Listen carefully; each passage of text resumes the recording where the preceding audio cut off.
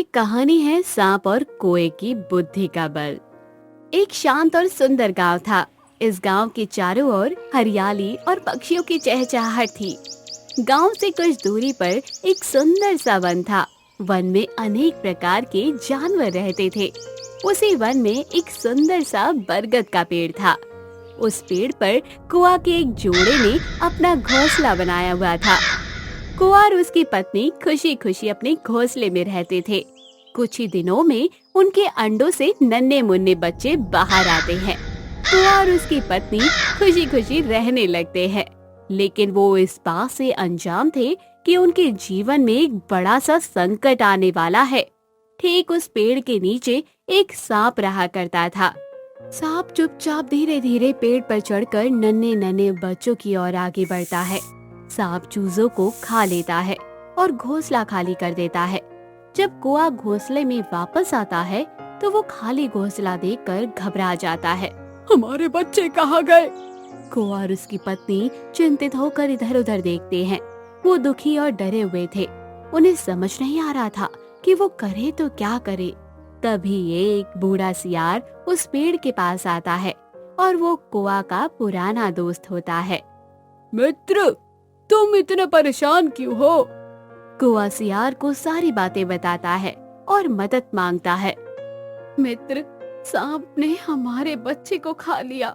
अगर ये सांप यहीं रहा तो हमारे परिवार को बढ़ने नहीं देगा। सियार सोचते हुए नजर आता है, फिर एक चालाकी भरी मुस्कान देता है। हम उस दुष्ट सांप से सीधे सीधे तो लड़ नहीं सकते हैं, लेकिन उसे चालाकी से हरा सकते हैं। सुनो मेरी योजना। तुम शहर जाओ और किसी धनी व्यक्ति का गहना उठाओ, फिर उसे सांप के खोखल में गिरा देना। कुआ और उसकी पत्नी उलझन में पड़ गए, लेकिन उन्हें सियार पर भरोसा भी था। कुआ सियार की योजना पर अमल कर शहर की ओर उड़ चला।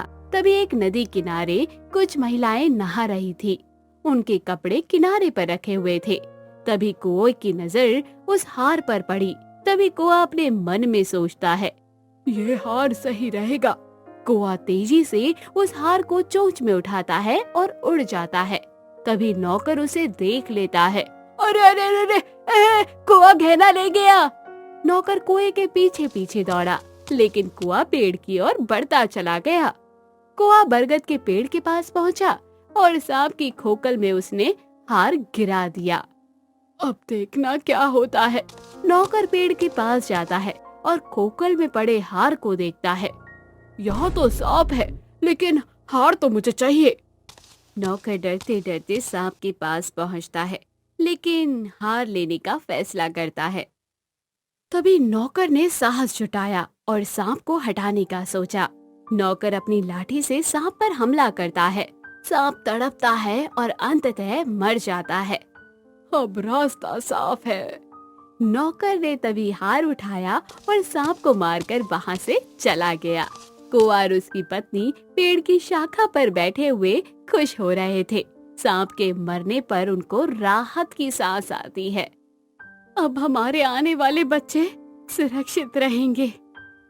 धन्यवाद सियार। अब सभी पक्षी वहाँ खुशी खुशी रहने लगे।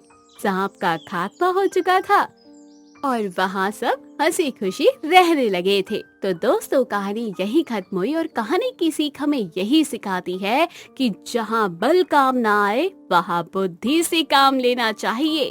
तो दोस्तों, कहानी कैसी लगी कमेंट बॉक्स में जरूर बताना। चैनल को जरूर सब्सक्राइब करना।